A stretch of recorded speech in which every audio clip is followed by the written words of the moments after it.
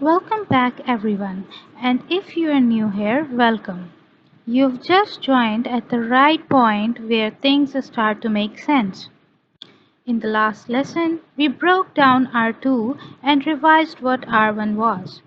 R2 was implicit meaning and writer's attitude.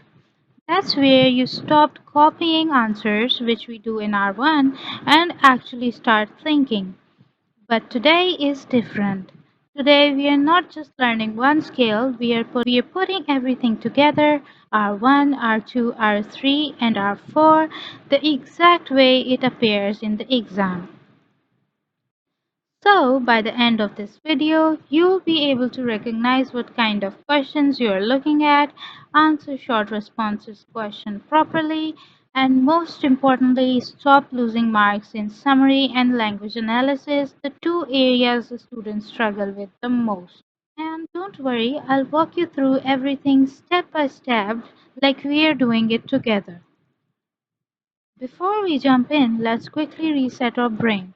Think of reading paper 1 like a toolbox. We use a different tool. R1 is the easiest one. It's just facts and easy marks. The answer is sitting there, waiting for you to pick it up.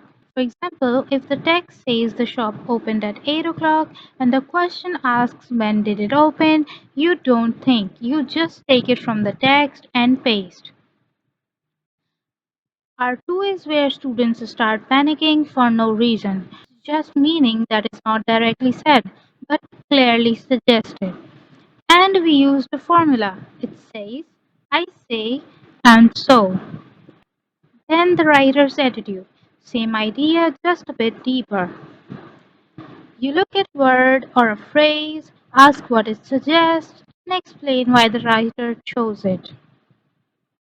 Now today, we are adding two more layers.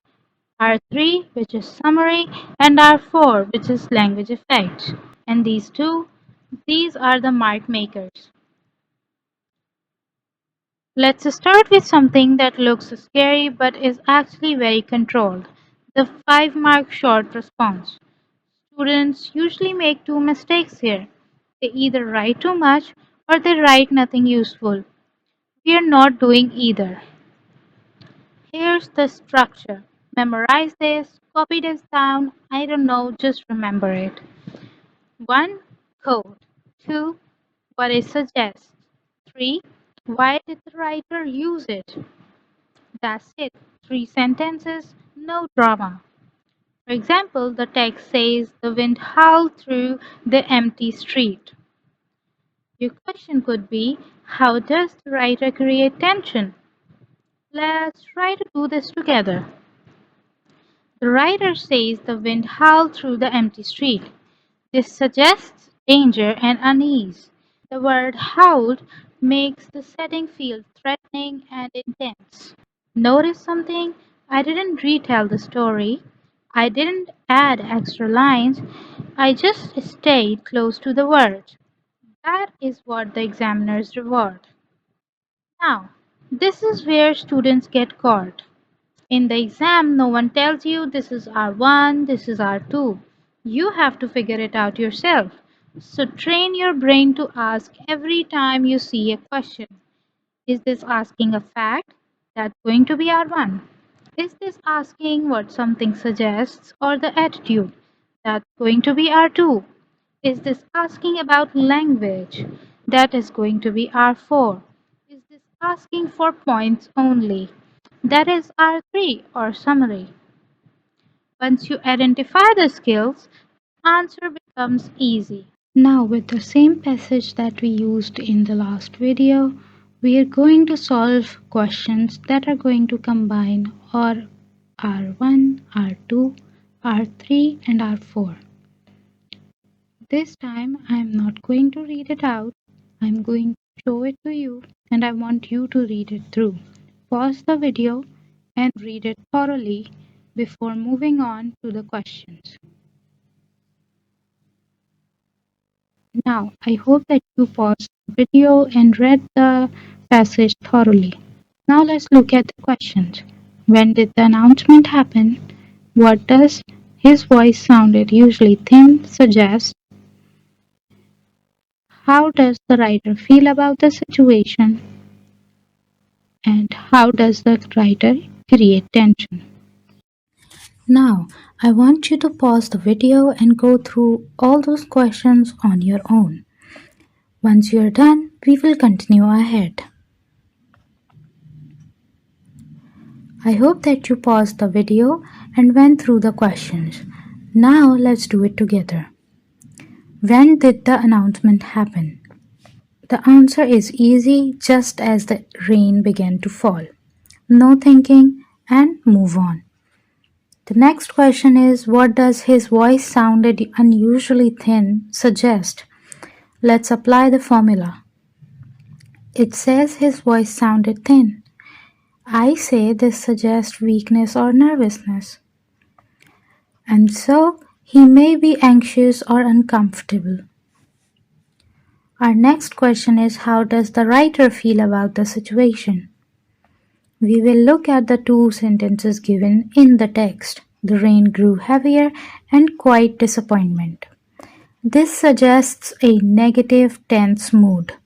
The word heavier adds pressure. Quiet disappointment shows emotional impact. So the writer presents the situation as disappointing and tense. Next question is, how does the writer create tension? Your answer can be, the writer describes the announcement crackling through the speakers. This suggests something sudden and uneasy. The word crackling creates a tense and uncomfortable atmosphere. Now the next question. This is where most students lose marks. Not because it's hard, but because they do it wrong.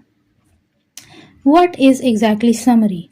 Summary is not rewriting the passage, it's selecting only the important points. Let's follow a simple method. Number 1, highlight the key ideas. Number 2, ignore the examples. And number 3, write your own words. Our question is, list 3 effects of the rain. And the answer is going to be, rain creates tension, it reflects mood, and it adds pressure to the situation. Notice no long sentences, no storytelling, and just clean points. That is how you score high. Moving on. Another section that the students struggle with is the language and effect. They say things like, this makes it interesting, and lose marks instantly. The question asks you, what does crackled sound like? Broken, harsh, sudden. So the effect it's going to create is tension and discomfort. Your correct answer would be, the word crackled suggests a harsh and broken sound, which creates a tense and uneasy atmosphere. Always ask, what does the word feel like? Look at what you just did. You didn't guess. You didn't panic. You used R1 to find, R2 to infer, R3 to select, and finally R4 to analyze. You do now understand how reading paper 1 actually works. It's not a skill and it is a system. But for systems, one important part is practicing. And I would like to see all of you guys practicing it as much as you can. Paper 1 can be tricky if you do not have your hands cleared on those questions. In the next video, and this one's important, we are going to fully focus on R3, which is summary. I'll show you a more detailed pattern of the 3-step method, which is highlight, categorize, and paraphrase. That's the difference between scoring 6 and scoring 13. Take your time, rewatch if needed, and practice a lot. I'll see you guys in the next one.